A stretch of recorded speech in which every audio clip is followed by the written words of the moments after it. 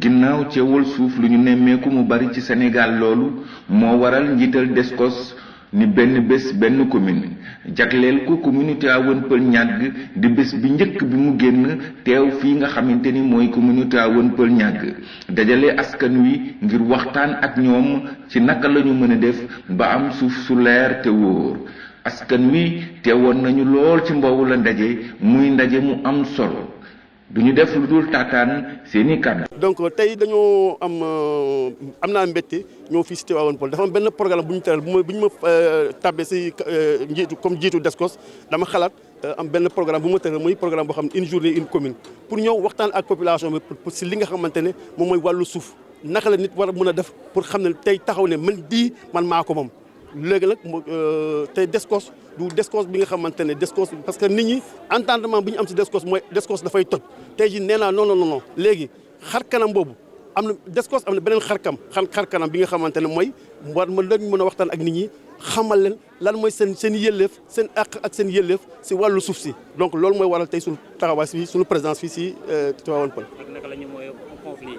waaw ak naka la ñu mooy conflit parce que conflit ba léegi xam nga balaa ngaa fagaru moo gën faju donc tey jii ni si phase fagaru bi lañ nekk parce que conflit bu amee rek problème dafay am bu boobaa si li ñuy wax ne Descos alors que Descos léegi nee naa léegi balaa ñuy toj wala balaa ñuy permettre nit ñi di toj am na beneen yoon bi nga xamante ne war nañu fa mën a jaar nit ñi bu ñu xamee ku nekk boo xamee fi nga war a jaar ba dem fa ba am sécurité yaakaar naa toj dootul amati UC dinañ liggéey waaye dinañ liggéey beneen liggéey bu dul ñëw ne Descos jàppale ñu pour ñu dem toj.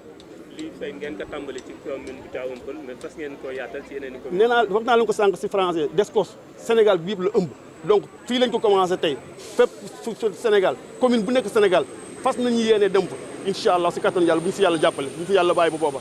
Descos bu ñu ko xoolee dañuy yaakaar ne way takk der yi kese ñoo fay nekk ay militaire mais ndekete am na. nee naa la man maa ngi ni ñaar lañu man maay directeur bi kii mooy sama adjoint gis ngeen moom sol na tenue donc su ma nekkoon homme de tenue tey damay sol tenue ni moom cela veut dire que Descos am na civil am na militaire am na gendarmerie police sax léegi am na droit dugg Descos. beneen leeral du Descos mooy toj.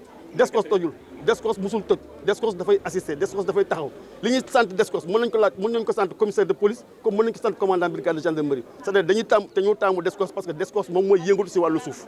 ñu rafetlu daje bi tey ndax kenn ku nekk bëggoon nga am tey directeur général Descos ak adjoint commandant Sané bi ñëw ànd ak yow ngeen saafonte ngeen waxtaan ci li nga xamante ne si loolu mooy indi jàmm ci ñëpp ndax dëkkukaay day loo xamante ne si doomu aadama boo gis loolu la jiital ak njaboot dëkkukaay ak njaboot kon nag nit ki foog naa ne buy wut dëkkukaay buy wut njaboot mënu ci xaar kenn day xool fan la ay pexem yem mu dem wut fu mu dëkk loolu nag day faral di indi ay jafe-jafe ndax yoon li mu wax ci dëkkukaay méngoowul ak bëgg-bëgg doomu aadama boobu nga xam ne dëkkukaay lay wut kon tey bu Descos ñëwee ànd ak directeur général am fàttali ñu li nga xamante ne si rappelé ñu li nga xamante ne loolu la yoon wax ci suuf dañuy lu ñuy jël la waaye dañu bëgg tamit incha allah muy yóbbaale tamit jafe-jafe yi nga xam ne moom la ñuy dund ndax direction générale Descos day structure boo xam ne DG wax na ko léegi ku nekkul ci yoon mu teg la ci yoon waaye tey DG bi dafa ne daf ci yokk loo xamante ne si mooy sensibilisation mooy balaa ñuy àgg ci tëral yoon nañu àgg ci yëgale te yëgale boobu nag am na solo lool waaye tamit xam nga yëgale baax na ci ki defagul waaye ki def ba pare boo ko yëgalee tamit te amul fu mu dugal njabootam problème bi day continuer des te foog naa loolu taxawaayu directeur général Descos daf ci am solo ndax foog naa ndaje yu mel nii dana jur ay rapport yooyu mën na am dana àgg foo xamante ne si dana permettre ñi nga xam ne ñoom ñooy jël dogal bi ñu gën a mën a apprécier situation wu commune Tivaouane Peulh Niague ndax commune Tivaouane Peulh Niague mooy commune bi gën a gaaw a màgg ci Sénégal kon boo nee commune bi gën a gaaw a màgg ci Sénégal mooy commune bu desee suuf bu ci région de Dakar gën a jege capitale bi kon bëgg-bëgg doomu aadama yi fii la dëkkin bi fii la jafe-jafe yi fii la kon am naa yaakaar ne que taxawaayu Descos lu ñuy rafetlu la te ñaan ndaje bi nii mu jur leneen ndax leneen lu mun jur mooy lan mooy tey tax na ñun ñu gën a ñeme Descos tey ñi fi ñëw ay kilifa lañ délégué de quartier yi bàjjenu gox yi jeunesse bi élus locaux yi tey Descos ubbil nañu buntu boo xamante ne si ñun suñu xel dal na ci dem di waxtaan ak moom ndax foog naa di gën a am solo mooy nga am jafe-jafe nga dem waxtaan ak ki nga xam ne boo ëllëgee moo mun ñëw ne la defal wala bàyyil kon directeur général ñu ngi koy sant di ko gërëm di ñaan yàlla nag ne que vraiment lii ci ñun la tàmbali fas yéene nañ ko ñoom lawal ci Sénégal te incha allah loolu tamit lu baax la. ngi tudd Astou Sarr bokk ci commune bu Tivaouane Peulh Niaga Xob nekk bàjjenu gox Niaga HLM 3 ma am jàngat bu rëy ci tey DSCOS ni ñu ñëwee tey sensibiliser commune bi ñëpp a teew ñu bëree bëri ñoo xamante ne bii xamuñu woon sama classe gi xamuñu woon dëkkuwaay yi nan la demee ak lan moo normal ak li nga xam ne normalul tey leer na nañ ci sama bopp bu ma fi jógee dinaa gën a amaat expérience si bu may jënd xëy na suuf wala may war a tabax wala lu may war def dinaa si am naa si jàngat bu rëy tey ndax lu bëree bëri jaaxaloon na ma rawatina nag suñu zone bi nga xam ne mooy commune Tivaouane Peulh Niaga Xob am lotis bu yaatu bu waa DSCOS su ñëwee tey andi ay leeral loolu dañ koy rafetlu te dañu ngi ci am mbégte ak kontaante bu mag ànd ka nag ak sunu maire muy Momar Soxna Diop. bu njëkkoon boo daan dégg DSCOS da nga daan ragal tiit. bu njëkkoon bu ma daan dégg DSCOS dama daan ragal tiit ndax fu ma musaana romb rek ba gis croix ñu def ci rouge damay tiit waaye ndekete DSCOS dañ fay nekkal askan wi dañ fay nekkal population bi waaye dañ fay nekk pour leeral ñi nga xamante ne bii xamuñu ñu xam waaye dañ fay nekkit wax nit ñi nga xam ne nekkuñu ci en ordre andiwaat leen ci ordre bi nga xam ne mooy yoon wu jub bi yoon wu baax wi. kon jaraw lakk jaarama waa DSCOS seen journée tey bi am na solo lool si ñun waa commune Tivaouane Peulh Niaga Xob. waaw askan wi jàmbat bi li ci gën a kii lan la frustration bi. parce que démb rek moo ci mujj. waaw frustration bi dafa bëri parce que dafa am ñu bëree bëri ñoo xam ne dañuy am seen suuf jënd ko ba pare tabax ko. ñu xëy toj ko ñu laajte ñu ne waa DSCOS ñoo ko toj xam nga looloo tax ñu bëree bëri di jàmbat mu dem ba ñi nga xam ne dañuy bëgg di jënd suuf dañuy tiit dañuy jaaxle parce que duñu xam sax fan lañu war a dem wala fan lañu war a aw ba jënd fa suuf tey ñooñu ñu si bëree bëri dañoo xamul ndax suuf boo demee ba war kaa jënd da nga war a laaj da nga war a xaar ba xam lu la leer ci sa bopp jaar fa nga war a jaar fu si mel ni tey boo jaaree fi nga xam ne mooy commune bi def fa directement am na fi ñoo xam ne ñoom ñoo yor domanial boo fa jaaree ñoom dañ la teg si yoon waaye bu fekkente ne bi da ngaa bëgg a jaar gauche jaar droite ut lu yomba mooy waral ëllëg si biir nga dal ci loo xamante ne bi bu ëllëgee dalay trompé. Cadre d'un programme que nous avons initié et que nous avons intitulé une commune une journée. Donc nous avons commencé aujourd'hui par comme vous l'avez constaté avec moi, nous avons commencé aujourd'hui par la commune de Tivaouane Peulh. Qu'est-ce qui a motivé justement le choix de la commune? Bon, écoutez, rien ne motive ce choix. On a commencé par Tivaouane Peulh. Bon, il est vrai actuellement, Tivaouane Peulh, c'est compris. Cette commune elle est comprise dans le département de Rufisque et c'est le département où le volume du contentieux est beaucoup plus élevé. Mais c'est juste une coïncidence. Hein. On pouvait commencer par Dakar, on pouvait commencer par Diamniadio. Mais juste on a commencé par Tivaouane Peulh. Il n'y a rien de calculé. Donc c'est fortuitement, de façon fortuite. Ils ont eu la chance en fait, d'être choisis en premier lieu. Vous voulez montrer quoi à travers cette campagne? En fait, ce que nous voulons, c'est-à-dire que vous l'avez vu, c'est une campagne, c'est pas une campagne, c'est un programme de sensibilisation. Parce que la DSCOS, en fait, elle a plusieurs volets. La DSCOS intervient dans la lutte, mais également elle intervient dans la prévention. Donc aujourd'hui, c'est la prévention que nous sommes en train de privilégier. Parce qu'il faut prévenir d'abord avant de guérir. Comme on le dit, l'adage dit, mieux vaut prévenir que guérir. Aujourd'hui, on est dans la phase prévention avant peut-être de venir dans la phase de lutte. Parce que quand tu as lutte, c'est parce qu'il y a des problèmes. Aujourd'hui, je pense qu'il faudrait que la population soit sensibilisée sur les procédures domaniales. Qu'est-ce qu'il faut, par où passer pour éviter au mieux les contentieux actuellement que nous sommes en train de gérer et que les tribunaux sont en train de gérer également. L'initiative a démarré par cette commune, une première, mais vous allez l'étendre?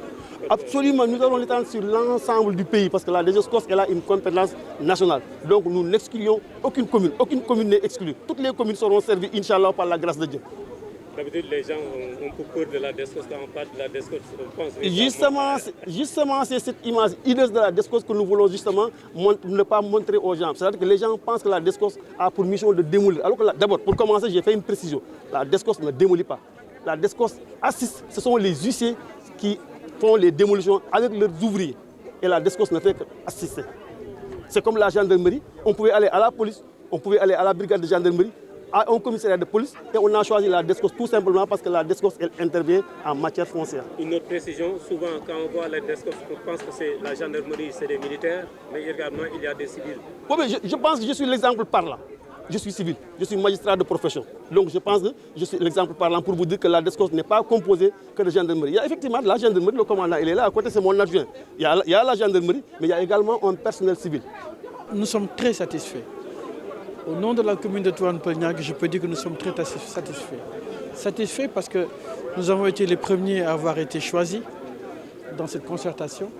Satisfait parce qu'aujourd'hui, nous avons eu un exposé très clair sur toutes les opérations que la collectivité ainsi que les habitants peuvent mener sur le foncier. Je pense qu'à partir de cette rencontre, aux yeux de tout le monde, les choses sont claires.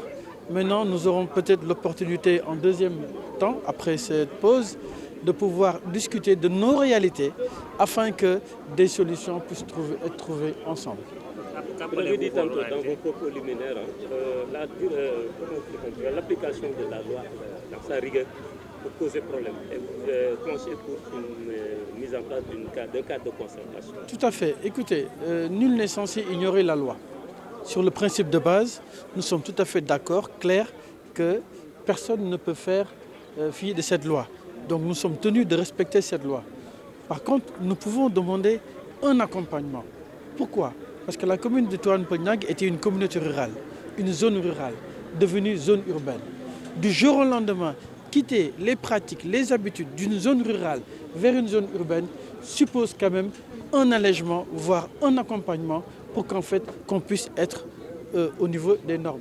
C'est dans ce sens-là que j'appelle la DESCOS, c'est dans ce sens-là que j'appelle les autorités, afin qu'ensemble, qu'on puisse cheminer et qu'au final, que la loi soit totalement respectée dans cette collectivité. À la base, si la procédure est totalement respectée, il n'y a pas de conflit. Ça veut dire quoi? Ça veut dire que des terres qui relèvent au début du domaine national, au moment où l'État fait ce basculement vers le domaine privé de l'État, il est important que la collectivité soit impliquée dans ce processus si c'est de grandes surfaces.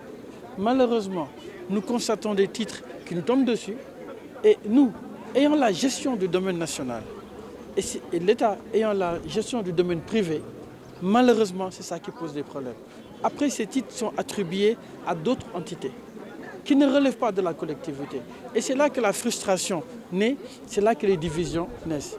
L'idéal, c'est que quand l'État fait des plans d'aménagement ou quand l'État est dans la dynamique d'immatriculer, ce qui est totalement le droit de l'État, nous aurions juste voulu être associés dans tout ce processus afin que les populations ne l'ignorent pas et afin aussi que la collectivité puisse prendre toutes ses responsabilités dans le sens où, quand un titre vient, normalement, la collectivité étant informée suivant les règles de base, nous pouvons nous rapprocher des populations et trouver un consensus.